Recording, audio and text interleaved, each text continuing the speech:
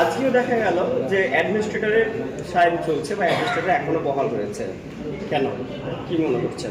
মহামান্য হাইকোর্ট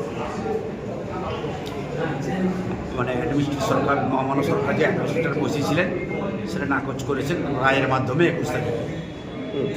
ছুটির দিন ছিল, আমরা 27 তারিখে ওয়ার্কিং ডে ছিল, আমরা এসডিও সাহেবকে মাননীয় এসডিও সাহেবকে আমরা জানিয়েছি।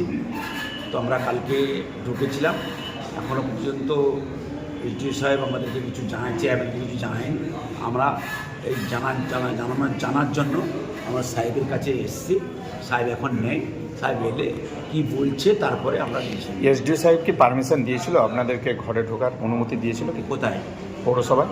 আমরা হাইকোর্টের বলে পৌরসভায় ঢুকেছিলাম। মানে অ্যাডমিনিস্ট্রেটরকে কিছু জানেন? এসডিও সাহেবকে আমরা হাইকোর্টের যে রায়টা দিয়ে আমরা কপি দিয়ে প্রবেশ করেছিলাম। এখনও কি কোনো জটিলতার মধ্যে পড়ে আছেন আপনারা? যতক্ষণ না আমাদের চার্জটা বুঝিয়ে দিচ্ছে ততদিন মনে করি যে মানুষ পরিষেবা থেকে বঞ্চিত হচ্ছে। একদিকে এখনো পর্যন্ত আপনাদেরকে চার্জ বুঝিয়ে দেওয়া হয়নি, না এতে পৌর পরিষেবা কি থাকছে ঠিকঠাক? না, বঞ্চিত হচ্ছে। মানুষ দেখতে পাচ্ছেন তো, হাজার হাজার মানুষ আজকেও ছুটে বেড়াচ্ছে। তাহলে এখন সাধারণ মানুষ কি করবে? সাধারণ মানুষের কথা চিন্তা করে মহামান্য হাইকোর্ট রায় দিয়েছে, সেই রায়টা যাতে ফলপ্রসূ হয় তাই আমরা সমস্ত কাউন্সিলর, চেয়ারম্যান, ভাইস চেয়ারম্যান এসে এইচও সাহেবের সামনে এসেছি। উনি যেভাবে নির্দেশ দেবেন, যেভাবে বলবেন সেভাবে করবো। তার সঙ্গে কি আপনারা দেখা পেলেন?